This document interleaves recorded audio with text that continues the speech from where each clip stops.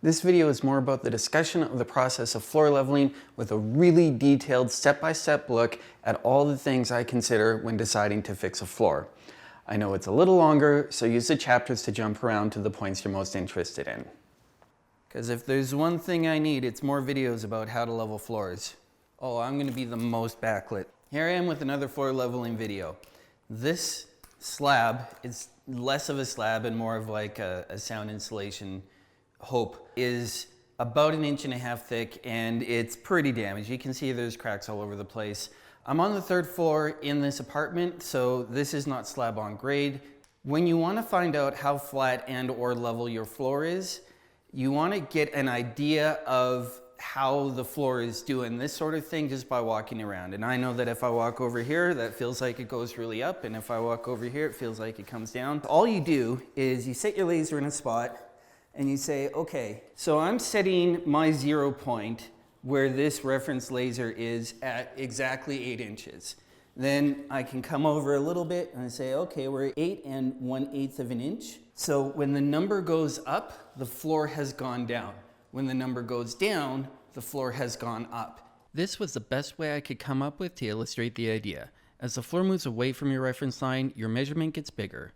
When the floor moves closer, the measurement is smaller. So we're going down this way, we're at 8 1/4, and then we're back to 8, and we're 8 1/16. So between here and here, we might have a maximum of about 1/4 inch difference, which is something you can easily deal with. If you don't care about the flooring too much, you can just lay your flooring and okay, you got a little bit of a wobble.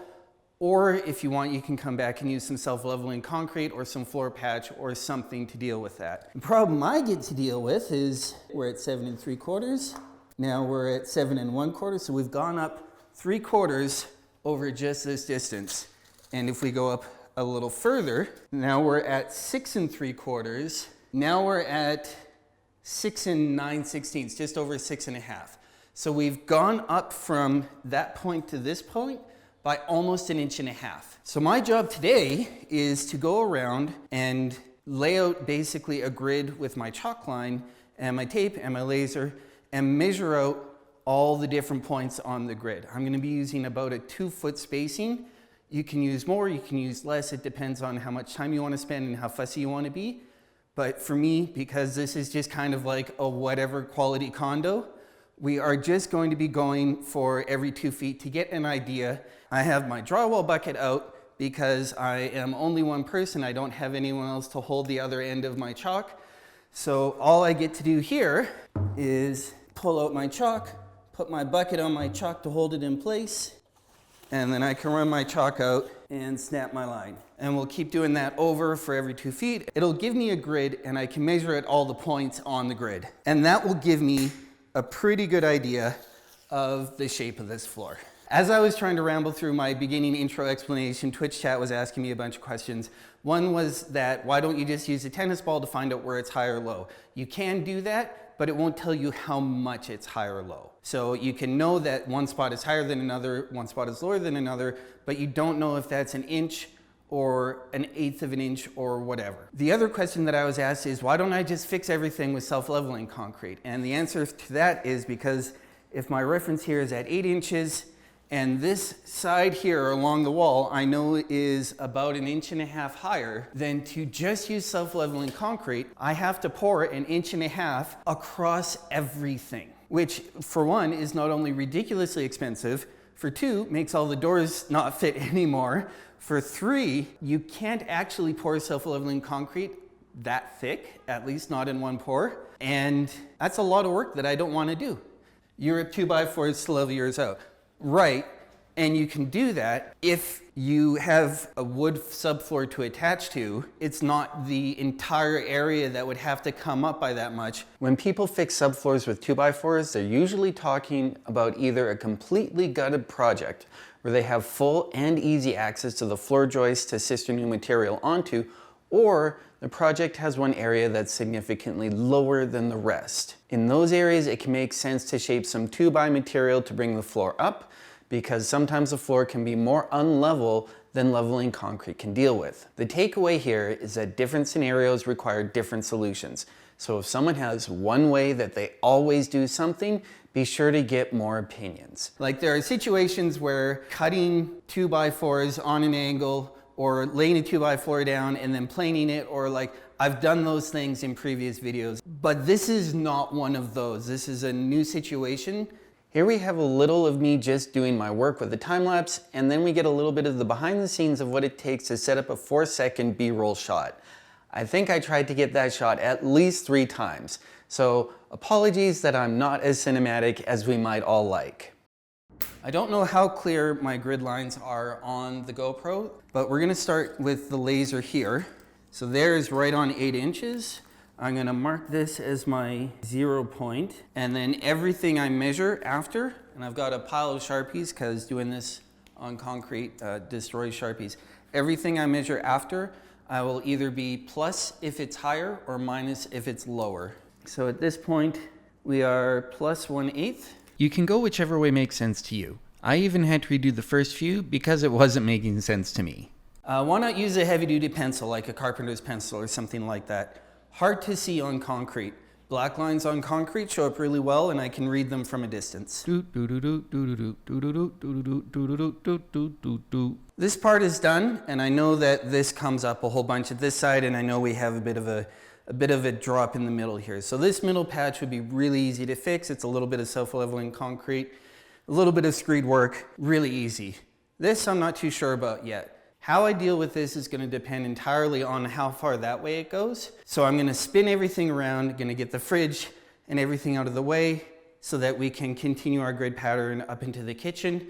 Because if that corner where the fridge is going to go also has that raised by 1.5 inches, then I have to fix it or the fridge sits crooked. If it doesn't, then depending on how far out this way that it comes, I might be able to just hide it with built-ins and furniture. I'm not even going to bother remeasuring out. I'm just going to start my lines on the existing grid and extend them out so that they're more or less in line. Again, this doesn't have to be exactly perfectly spaced. It just has to be close enough that I can get a good idea. I actually don't care if the last 2 feet here are raised up substantially, because that'll 100% get covered by cabinets. So I'm only going to care from about here over.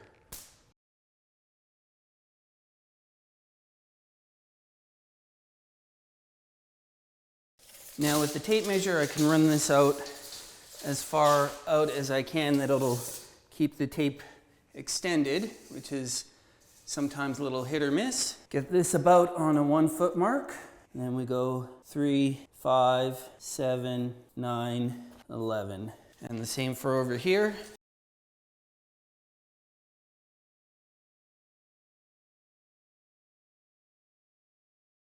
Plus 1 inch plus, and minus another pen. They don't last very long when writing on concrete. So from here to here, which is about the width of a fridge, 30 inches, we have between 1/8 and 3/16 of an inch difference, which to me, I can probably hide that just with leveling the fridge feet. Now I get to figure out what to do with this swath of stuff. Here we've got plus 1/8, minus 1/8, plus 1/8, plus 3/16, plus 1/8, minus 1/8. So along this, we'll call it 1, 2, 3rd line over, we're only kind of doing a little bit of this by plus or minus 1/8. And I already know that I have to fill some of this middle with some self-leveling. So that's going to take care of a lot of that. Then we get to 0, plus 3/16, plus 7/16, plus 3/4. So from about here, it does start to slope up a bit, but that back wall is going to be covered with cabinets. If we're going up towards it, I don't really care because we can put cabinets in, we can put appliances in. You're not going to notice that. And even if you are doing a little bit of an uphill coming this way, like honestly, I have a pretty good sense of like, let's do the floor shuffle to be able to tell when it's not level. And just walking up this way, you don't really notice what's going on going this way. So if we slowly creep up towards that wall, I'm okay with that. This one, second line out, 5/8, 5/8, half, 3/4. So even this way, down a bit, up a bit, 5/8, 1/4, 3/8. You know, we're doing a little bit more here, the same as we did here from 1/8 to a -1/8, so that's a quarter. 5/8 to a quarter, that's an eighth. 3/8, 9/16, 5/8. So yes, rolling the ball can show low points. I love that everyone wants to help me with this. I can take a piece. I can take a tube of caulk. And okay, there we go. Look at it go. Look at it go. There it goes. And it's gonna stop over there somewhere. So like, I know it does this, but I also know it does this because I can feel it when I'm walking. I need to know how much it goes up. My biggest concern with the floor sloping this way is the fridge is gonna sit here. We might have to grind this back corner down because we are 1.5 inches at the back up. And then here, we're 1 1/8 inches. So from the left side of the fridge to the right side, depending on how far over we push it, we are almost a 1/2 inch difference, and that 1/2 inch will probably become a visible tilt. So we might have to grind down this corner a little bit. And then for our depth, we are right on 1 inch up here, 1 1/8 here. So what that tells me is we are within 1/8 on 3 corners, and this one is gonna have to get ground down some, this corner over here. But if I can grind just this corner down, I don't necessarily have to address all the way along this wall. Through this whole process, I'm never like 100% set in my ways, dead certain about how things are gonna go, especially when I'm dealing with something I haven't dealt with before. So I spent some time on the phone with the realtor to get his idea on how important it is to deal with the issue that was just the first 2 feet out from that wall. We both decided it wasn't going to be that big of a deal. In the meantime, we are going to have to be doing some self-leveling in the middle. So we want to get all the cracks caulked so that when we do come to self-level, we're not pouring it down into the floor joists. Someone on Twitch just asked, does a level floor matter to me? And to me, it does. If I was going to be working on this house or this apartment as this is where I'm going to live, I want this to be my best effort. I want this to be something I'm comfortable and proud of and not just something where I make some money. Yeah, I would make it dead on level like I did in Haysboro. There's a lot of videos about how to level a floor in that Haysboro house because it does matter to me. It's one of the main things that I use to judge, especially in apartments, how much of a chore it's going to be to make it reasonably acceptable. But what I learned when I was working on Haysboro and when I was selling it especially, and I got to learn this because I did my own open houses almost entirely, was that nobody cared. So if someone looking at this doesn't care when I'm making a 1,300 square foot, nearly $1 million house, if they don't care about a flat level floor, why should I think that someone looking at a 600 square foot, $250,000 apartment is gonna know to care, is gonna choose to care? Like at this price point, you don't get to be that fussy, especially in this town, in this market. So if it was for me, yeah, I would be doing things definitely differently. We're just gonna do a quick check of the bathroom to see how unflat it is. And we're doing pretty good this way. We're actually doing really decently. Like we come down in this corner a little bit. Overall, so far we're within 1/8 of an inch.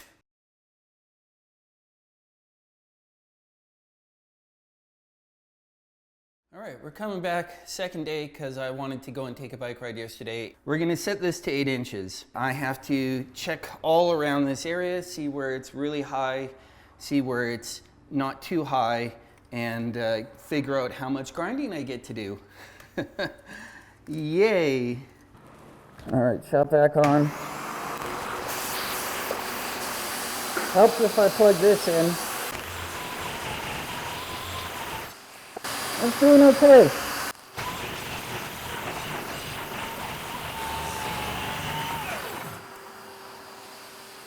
I might have popped a breaker there. Getting there. When I'm leveling a floor, I want to spend the least effort and the least money and get the best result. That means not flooding the entire place with self-leveler because that's expensive, and not grinding, planing, or sanding down only the high points because that's a lot of work. I look for the highest points that I can grind down, the lowest points I can raise up, and try to meet somewhere in the middle. It's very slow. So this day, I grinded the ground.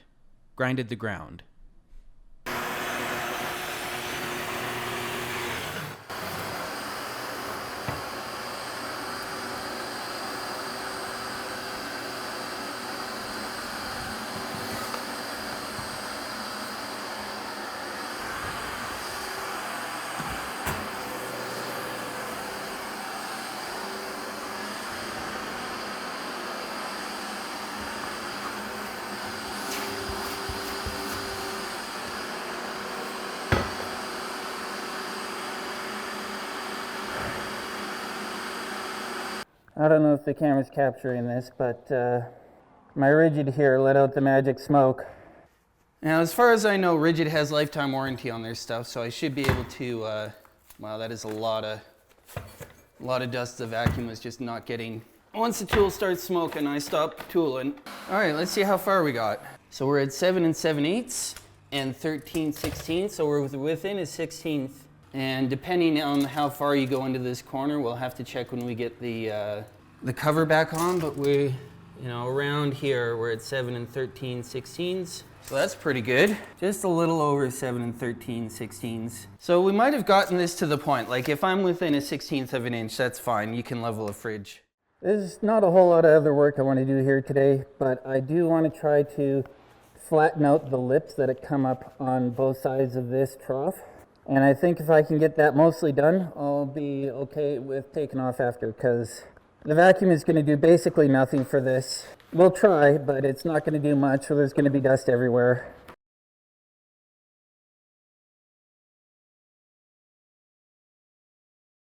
I'm using the factory edge of a piece of plywood to see if the space I'm working on is flat. I am not checking for level, just flat. And I only really need it to be flat over the length of this board. How goofy is it that I've made an entire video just on how to build dust collection for concrete grinding, and this is what I end up doing.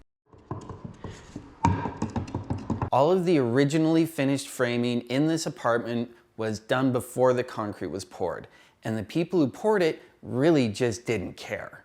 That's why this area on either side where a wall used to be is raised up and needed to be ground flat. I got to deal this again where I took the closet out as well. I mean, if we're fussing this, let's fuss it.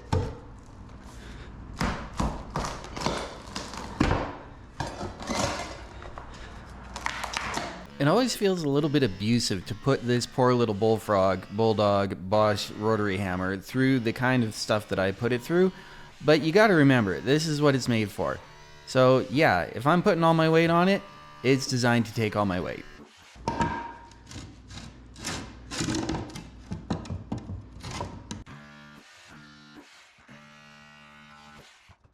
Nice. Definitely gonna need a bit more, but we can dump this in here to start with.